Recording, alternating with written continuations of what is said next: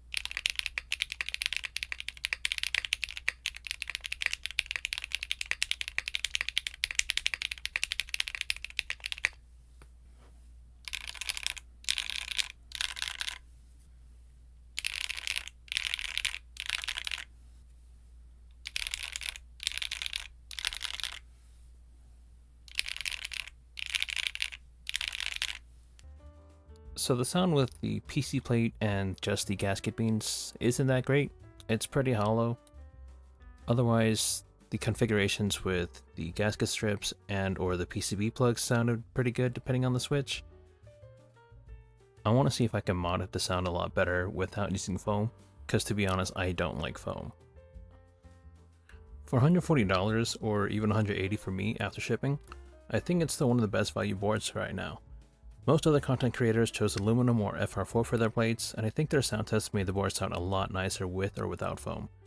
But of course, sound tests are a lie, and you should consider that every sound test from a different person has different factors in their recording setup. The anodization on this is super nice, and I've heard the TKD coating is similar to Matrix's coating, which I really loved on my ARC 60. The ball catch latch is really solid even after I've opened it up several times. It's a fantastic board, and I think I'm going to pick up a second one for myself to try a half plate with a non-flex cut PCB. Anyways, thanks for watching. If you have any questions, you can ask me here, or you can also ask on the ClickClack Discord in the TKD Cycle7 channel.